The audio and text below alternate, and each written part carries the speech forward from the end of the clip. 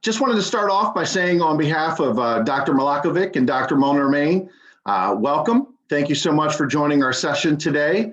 And we're excited that we have an opportunity to present and highlight some of the good work that's not only occurring in the Office for Safe Schools, but all throughout Pennsylvania Department of Education.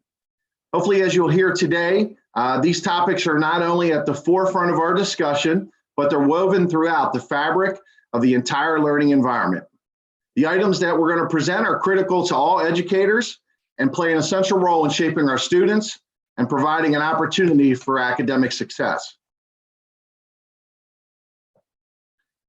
Before we get started, we all know that establishing positive relationships play a really big first step in learning. Unfortunately, we don't have the opportunity to meet all of you today personally. However, getting connected with you is important to us, and we want to know who's here today. So if you can, please take a minute. Dr. Malakovic has shared, there is a link on the page. If you can click on that and enter the code, that'll provide us with some information about who's in our audience today.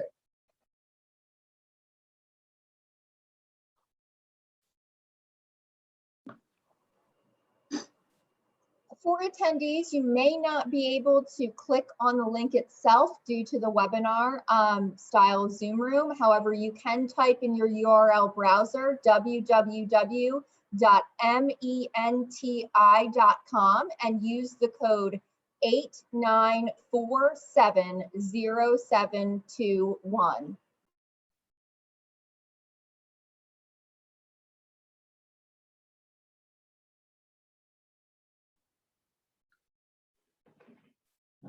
And as you're typing in your responses, we should have clarified our apologies. We should have phrased this who's here today a little bit better.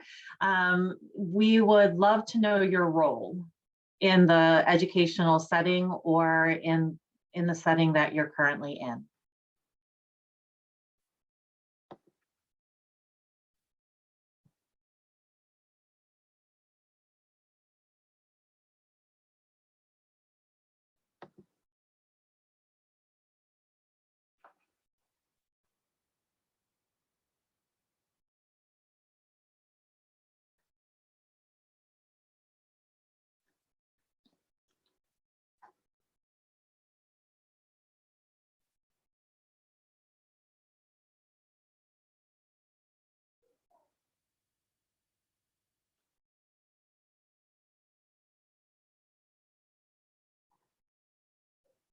I see we have a lot of school counselors.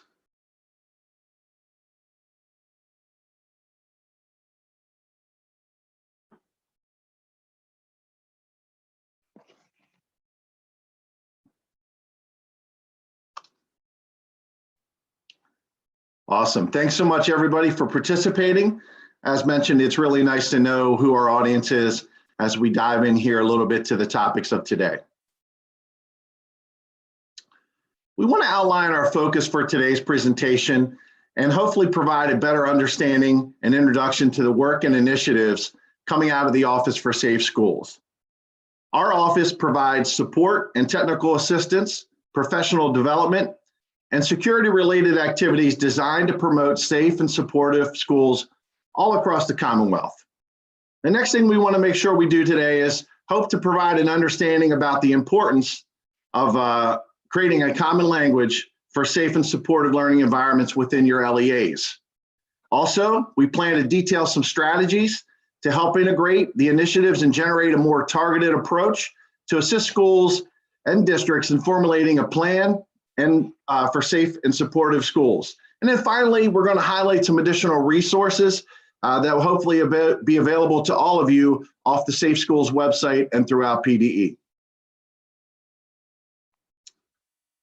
Before we take a deeper dive into the work, we want to make sure everybody understands that words really do matter. In the upcoming sections, we'll help you understand how creating a common language around safe and supportive schools is needed to establish an equitable and trauma-informed learning environment.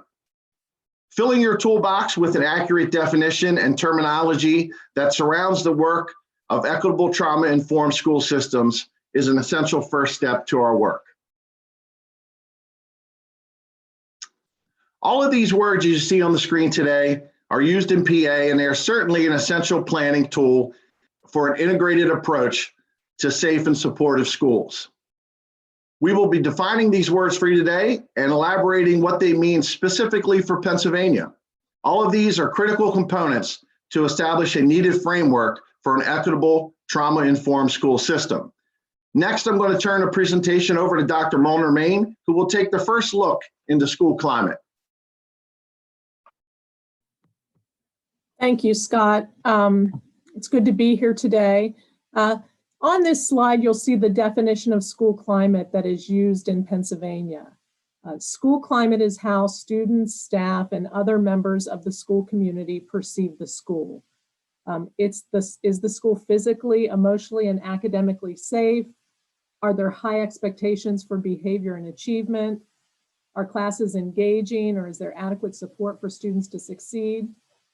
And importantly, do all students experience the school similarly, or are there some students who are less engaged, supported, and valued in the school? These questions get to the heart of what school climate is. It's important to note that a positive and equitable school climate supports the development and learning of all students. When we talk about the building blocks of school climate, what we are also talking about is the broader school learning environment. The learning environment is broadly characterized by the facilities, classrooms, school-based health supports, and disciplinary policies and practices that exist in a school. The concept of the learning environment applies to face-to-face learning and online educational settings. You'll look here and you'll see three categories of understanding related to positive learning environments. You'll see that the extent to which a school is supportive and engaged can be assessed based upon the quality of relationships, the cultural competence of the staff, students, and personnel, the extent to which there is participation in classrooms and school activities, as well as the safety. Are schools safe? Are they experienced as emotionally and physically safe? To what extent is there cyberbullying and bullying, substance use? As part of the safety component, we talk about emergency readiness and planning. And then it's important to think about equity. Is the physical and academic environment equitable? Is it physically and mentally safe for all students? And do we have an emphasis on wellness?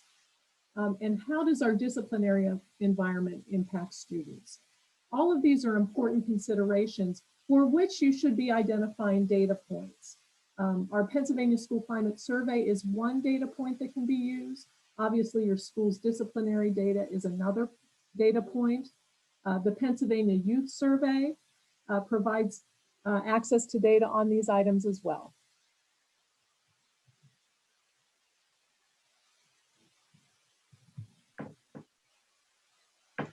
So today's session, we're really focusing, as Scott and Stacy said, on how we develop an understanding of a positive learning environment.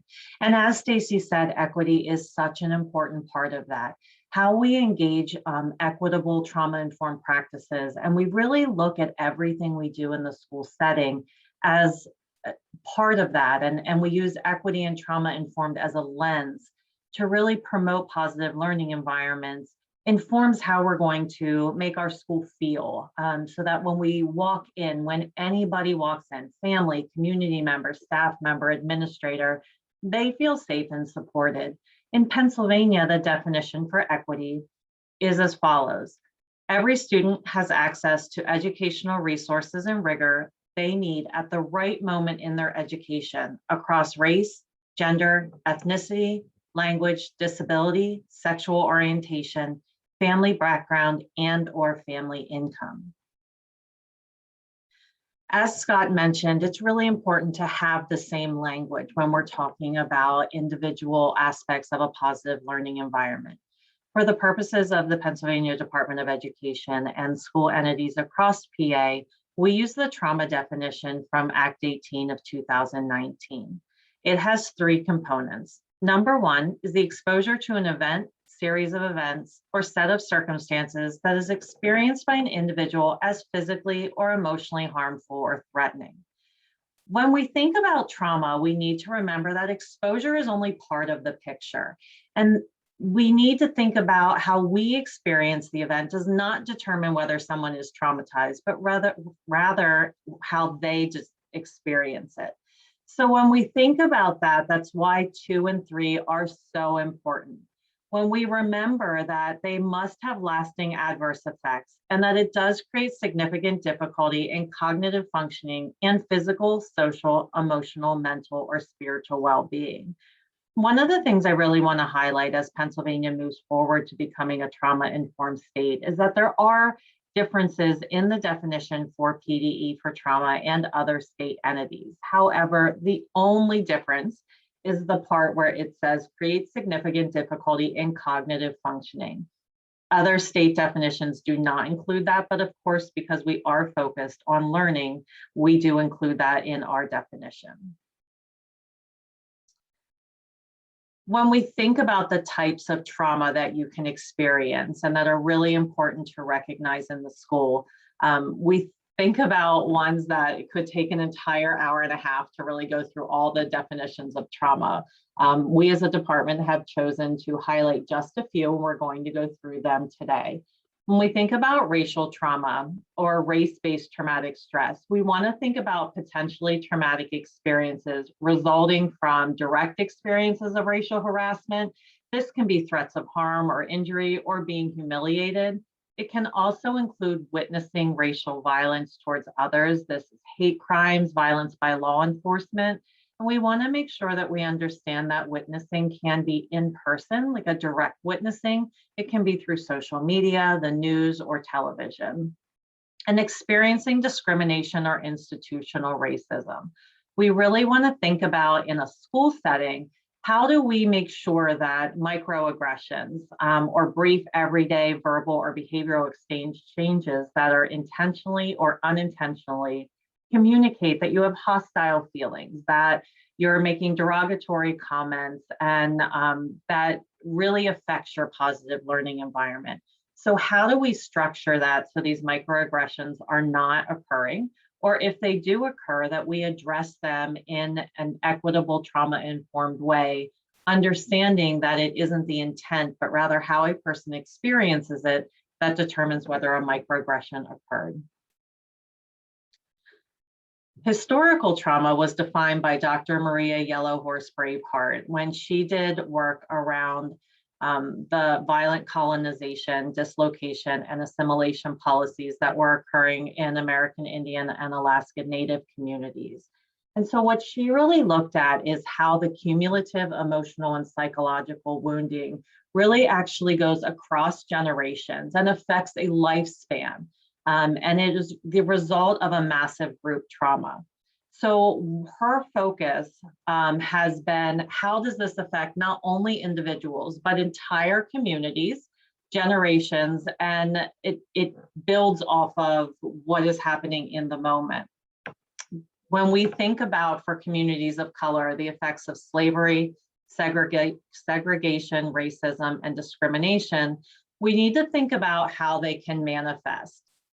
Both, again, in our families and in our students, and think about the hopelessness, increased anger, and violence towards self and others, internalized racism, and mistrust of social situations, institutions, and systems that can occur. And as we build positive learning environments, again, thinking about how we interact with our families, interact with our youth, interact with our communities and our staff members, and take into account their individual experiences as well as the experiences of their community, their culture, and their family generations. When we think about cultural trauma, we're looking at historical and racial trauma, and we need to think about how it affects the person who experienced the trauma and also their family.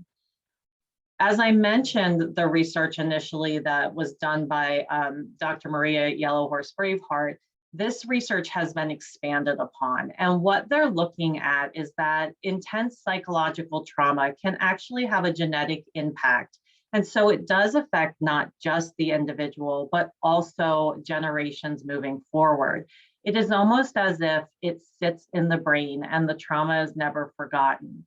And we think about how that can manifest moving forward as an internalized, almost like reaction that you don't even know where it comes from. And there's a ton of research on that, again, that we're not going to get into only because of our time.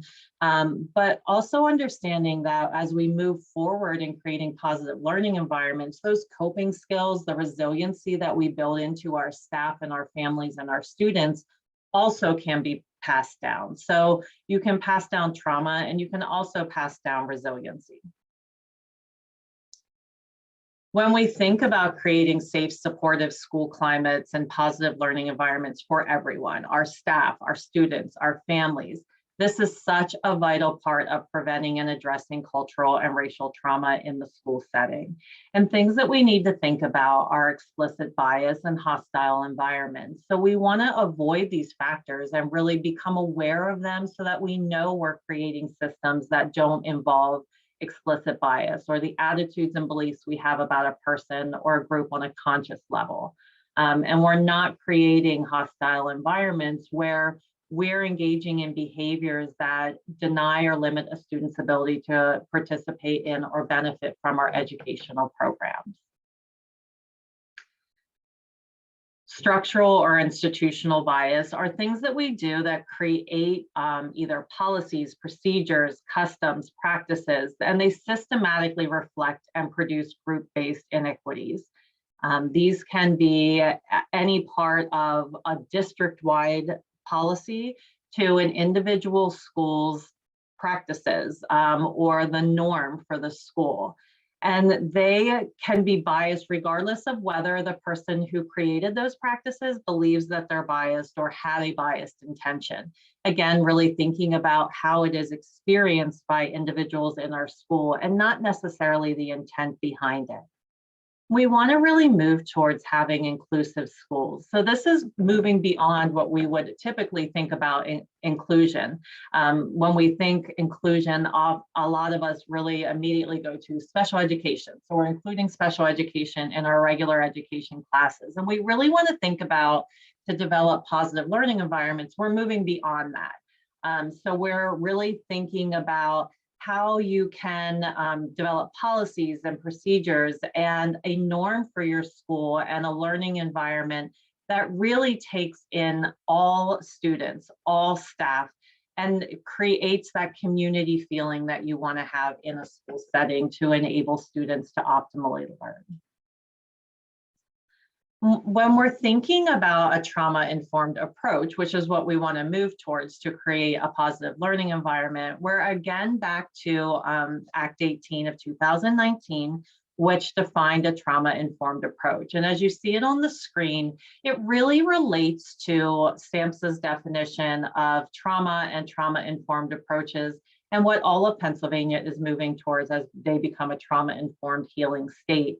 And what the focus is on educating all of our staff members, our families, our communities about what is trauma, what are the signs of trauma, what are symptoms we see in staff and our students, so that we can make sure that we are doing something to address the trauma. We're building coping skills, we're adding social emotional learning into our schools, we're creating positive learning environments. And the ultimate goal of this is to develop resiliency coping skills in our staff and our students, and to resist re-traumatizing our students or our staff members. When we think about how to create trauma-informed systems, we need to think about what are our 5 core values. So in Pennsylvania, we do have 5 core values that are the foundational component when we think about planning and implementing a trauma-informed approach. So in schools, we're looking at safety, and as Stacy and Scott both talked about, this involves more than physical safety. Yes, there's a physical safety component, but we want to think about how we move forward with not just physical safety, but your emotional safety, your behavioral safety. Are you psychologically safe? What is our social safety like? When Stacy talked about bullying and cyberbullying, that is a core component of our safety. our students and our staff and our families feel safe, regardless of how we're thinking about that in terms of physical or emotional behavior or academic. And then thinking about trustworthiness. Trustworthiness really is the ability to be relied upon as honest and truthful. So thinking back to the start of this pandemic and being really open and honest about how we communicated with things, moving forward to opening the school year for the 2020-2021 school year, one of the things we talked about is things change. And so being able to say, I don't always know what's happening, but I'm going to work with you to find the answers. Being really transparent and understanding that I'm going to tell you things, you might not always like them, but we're going to be honest with you. We're going to engage stakeholders and we're going to hear what you have to say is a core part of trustworthiness.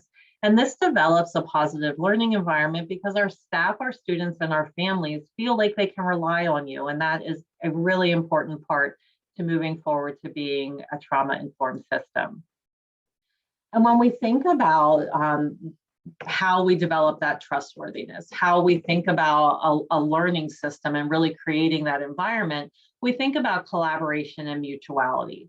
So through the lens of an equitable trauma-informed system, this really looks at partnering and leveling of power differences so that we're having conversations at all levels. Our students have a voice, our families have a voice, and we're really thinking about how we can collaborate as a system. And this naturally feeds into the empowerment, choice, and voice, where again, we're really thinking about how do we empower students and families to change? How do we empower them to heal from any trauma? If we have students who are really struggling in the school system, how do we empower them to know that there is a different way to go? That, Stacey mentioned substance use, and there are programs that we can help to address that. How do we look at the student assistance program and address mental health and alcohol and other drug usage? So really thinking about everything we have in place in a school and how we use those to support our students, our staff, and our families. And then how do we give them a choice and a voice? So how do we have our staff, our students, and our families really create part of that learning environment so that they do feel like they're empowered to make changes and that they do feel like they have a voice in what's happening. And then the final trauma-informed core value is cultural sensitivity. So when we think about culturally sensitive practices in schools and districts, we want to think about this is equity work, but it moves past stereotypes and bias. This thinks about access to gender responsiveness services, that there is a natural healing value for traditional cultural connections, and it makes sure our policies and procedures are responsive to racial, ethnic, and cultural needs of students and families. So when we think about cultural sensitivity, I really like to think about this as a cultural humility, and understanding that we all have our own ideas of how things are, and we all have our own understanding from our experiences. But that doesn't mean that we understand anyone else's. And so being aware of that and being willing to grow and continue to learn, to understand what someone else is going through and see it through their lens is a core part of being a trauma-informed system.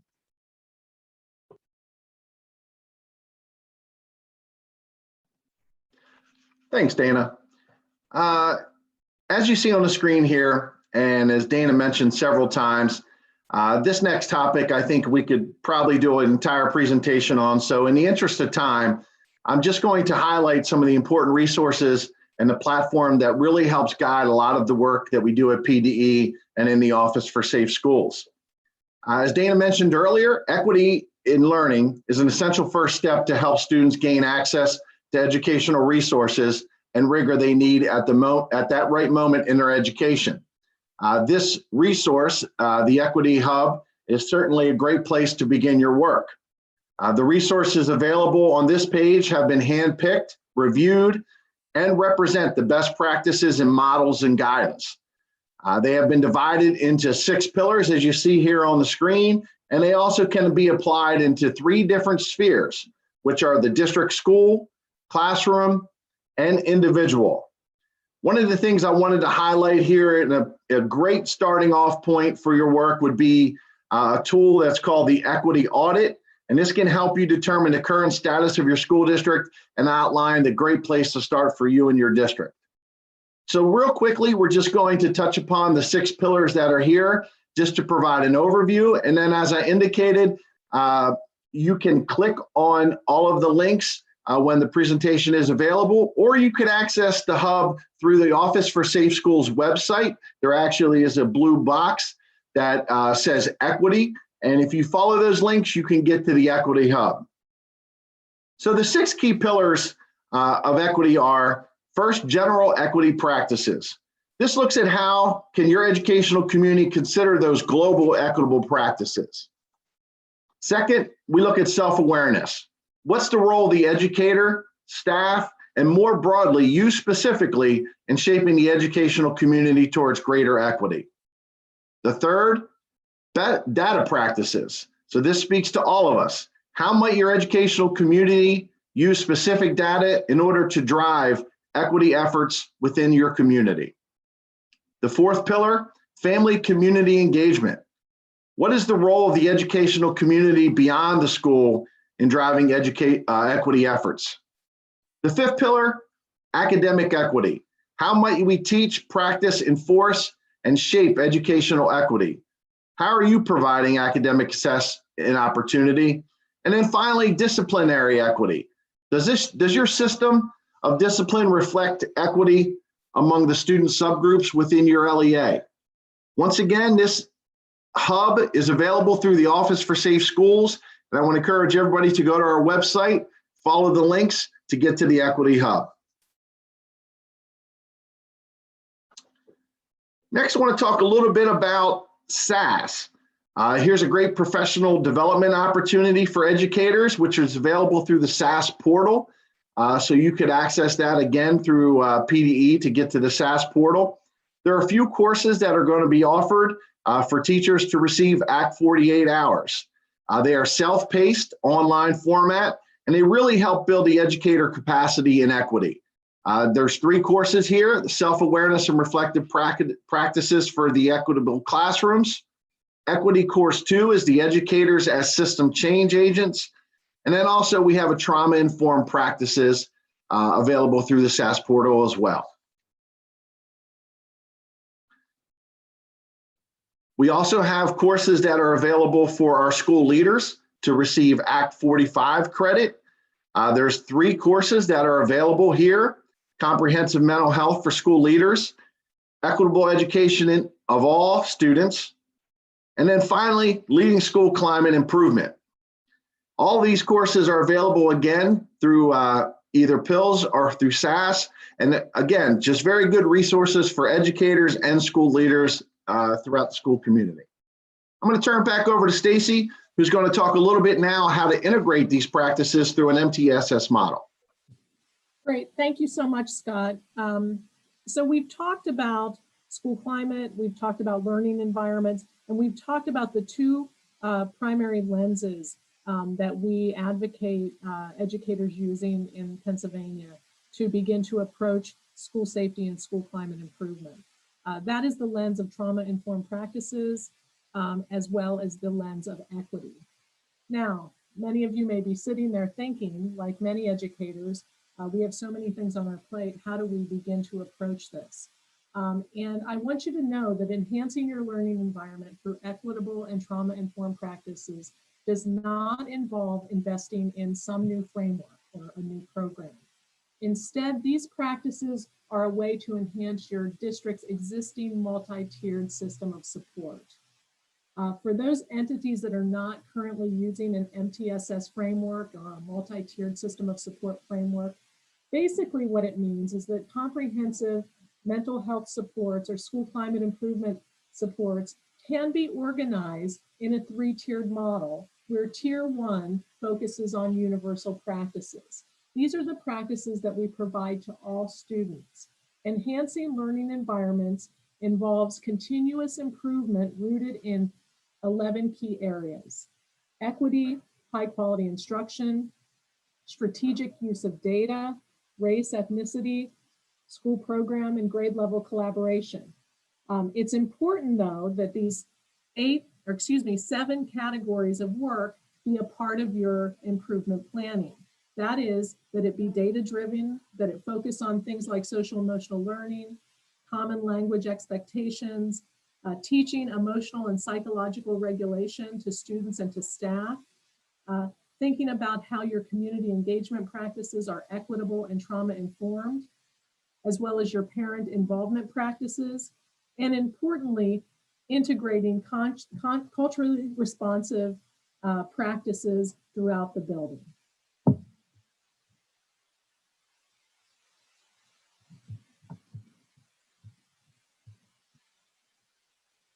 A growing body of evidence suggests that school improvement efforts cannot happen without considering the impact of school climate and culture. Research demonstrates that a positive learning environment, which includes factors like safety, a sense of connectedness and belonging, social and emotional competencies, and a physical environment, is associated with positive student outcomes.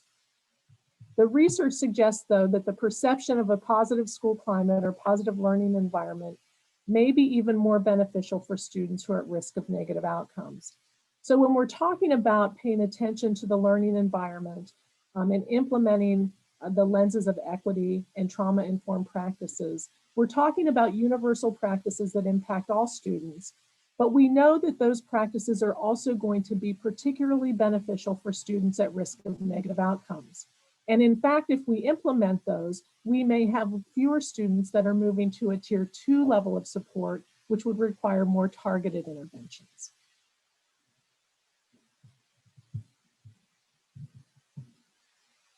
A December 2019 study, as well as several prior studies regarding positive childhood experiences, has found that there is one factor that can mitigate against students' exposure to early trauma or early life challenges, and that is a safe and stable supportive relationship with one caring adult. This is important to note as we talk about our school environment improvement efforts, is that that is an easy lever for schools to grab onto. That is, our teachers, our support staff, and others are all in the position to provide that safe, stable, supporting relationship for a student. So as we talk about increasing educational equity and we talk about increasing trauma-informed practices, we need to begin with the adults in the buildings so that they are positioned to provide that safe, stable, and supportive relationship to their students. So how do we go about using data to build a positive learning environment? Well, there are a few things that are important and they're listed on this slide. First is we need to begin with a plan. We need to plan what data we're going to access, how it will be collected, stored, analyzed, and shared. We need to be looking at data that helps us access multiple dimensions of school climate. So I talked about the PA School Climate Survey as one potential way of tapping into school climate, but we also have access to other data. We have access to our school disciplinary data, we have access to attendance data, we have qualitative data that we collect all the time from parents and community members about their school experiences. We need to be thinking about how we're going to assess our learning environment and how we're going to keep an equity and trauma-informed lens when we do that. We need to obtain input from a variety of different groups, so ensuring that representation on your teams that are examining data are diverse. We need to allow anonymous input when we do assess data about the learning environment or access people's perspectives. We need to make sure that our strategies to collect data align with our school and district vision. And so increasingly our school districts across the state are adopting equity visions or visions that have an equity focus. We need to make sure that we're carrying out that vision in our use of data. And then we need to select evidence-based assessment tools when we are beginning to examine or build our data practices. Once we have access to data to identify our school level and district level needs, there are several areas that are very commonly addressed as part of our Tier 1 interventions or our universal interventions. These have been associated in research with positive improvements in positive learning environments, as well as increased equity for students. And that is paying attention to issues of supervision and safety monitoring. Making sure that our whole school and classroom lessons address how traumatic stress impacts the brain. This includes teaching things like self-regulation skills. We want to frame problems so that they are teachable moments rather than moving into punitive discipline. We want to offer structured routines and teach routines when frequently, particularly if data suggests that there are problem areas showing up. We want to make sure that our staff are responding with empathy to students and encouraging positive behaviors through systems of reinforcement.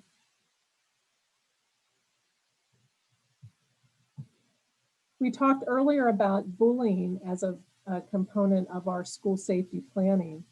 And when we talk about bullying, many people often ask the question, well, what is bullying and how do we approach it? Pennsylvania has a definition of bullying that you can find in the literature, in the school code, and I'll type it into our chat box so that you have it.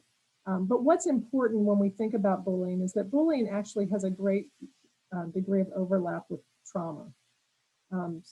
Although the effects of bullying in the school that you might be able to see are things like lower self-esteem, absenteeism, and illness, some of those types of effects are also seen among students who are impacted by trauma. Both of them show increased anxiety. Students who are impacted by trauma and bullying both show increased anxiety, depression, and health problems, as well as sleep issues. In particular, when bullying impacts a student that has been impacted by trauma, you'll see other indications of a student's emotional distress, such as difficulties with emotional regulation and maybe some additional behavioral regulation difficulties.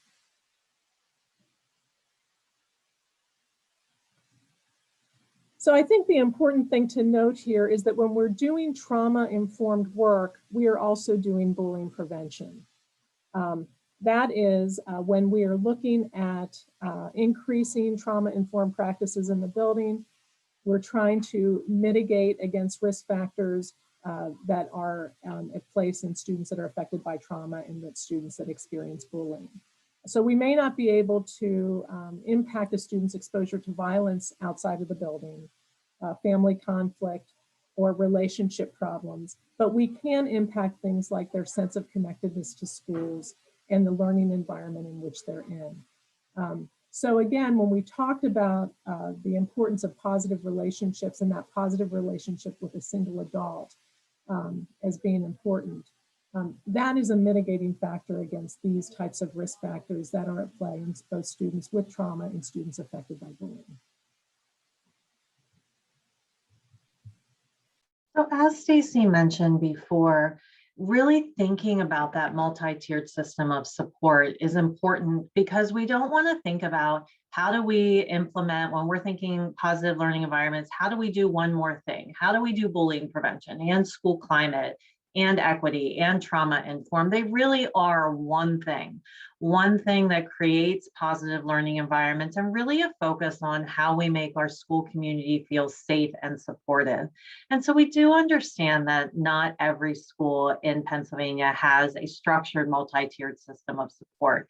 But what we're going to talk about with MTSS can be applied to every school. And as Stacy mentioned, it's really thinking about those tiers.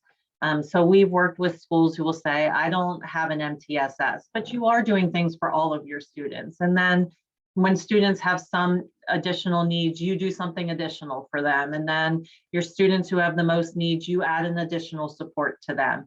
And so that really is a tiered level of support, and that's what we're thinking about.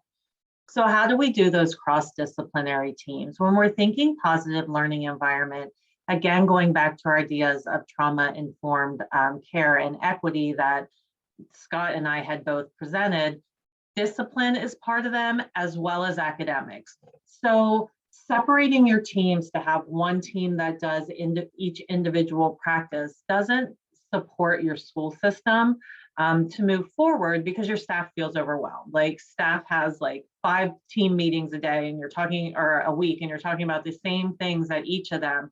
So how do we move more towards a problem-solving process? As Stacy talked about, those evidence-based practices. So we take our academic, our behavior, our social emotional, and we really combine them into teams, thinking about this is our focus.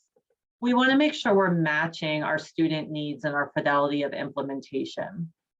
Again, as Stacy talked about, the data is so important. So regardless of whether you're a formal MTSS system or you're working through individual tiers, in an informal, more informal way, you really want to use that data. Looking at all the data points that Stacy talked about, your absenteeism, just everything that you have, to make sure that the evidence-based practice you're picking matches the student needs that you're showing. Dana, I'm sorry to interrupt. I just want to let you know you've got about 15 minutes left. Okay, thank you. Yep.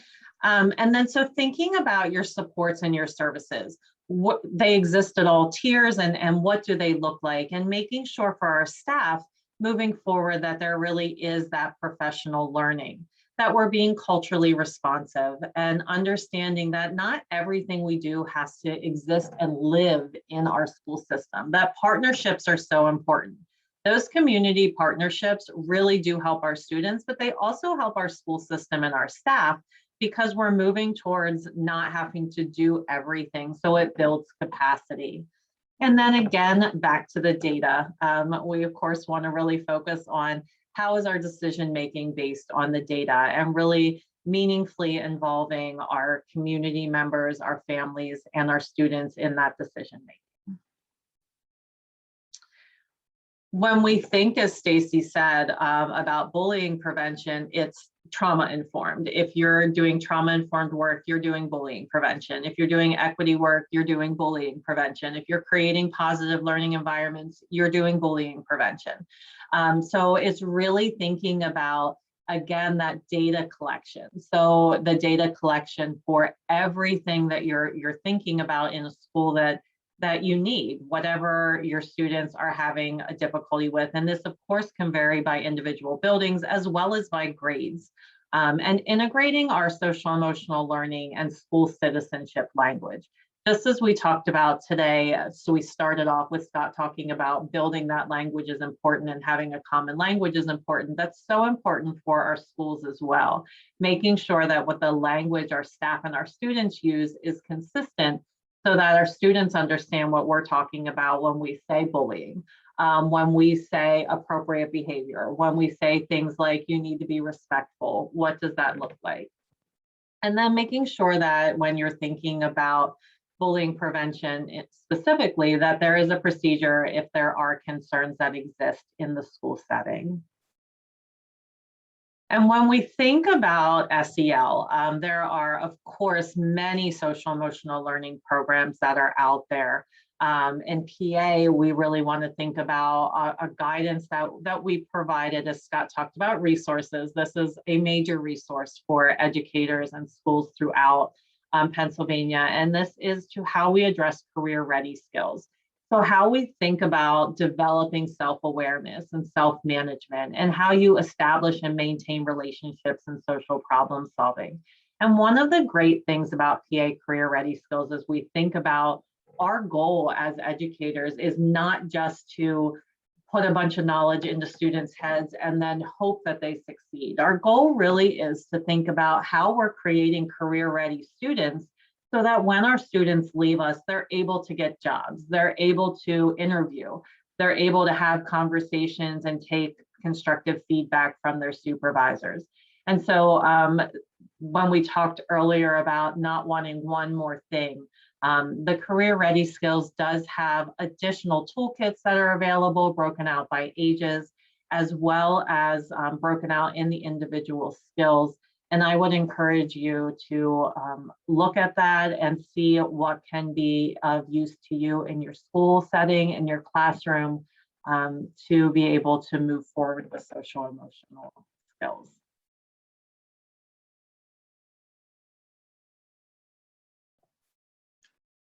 So that's going to bring us to almost the end of our presentation here. I just wanted to highlight once again the importance that we touched upon at the end of our presentation, and that's the integration of those initiatives and programs within your schools. As we work really hard at PDE and the Office for Safe Schools to provide a more integrated approach to all of you, we hopefully today have just scratched the surface on how you can do that within your school systems. Once again, wanted to thank everybody for joining us, as I know this is the last day of the Data Summit. So I think there's one or two more presentations. So again, on behalf of myself, Dana and Stacy, and the Office for Safe Schools, thanks so much for spending some time with us today.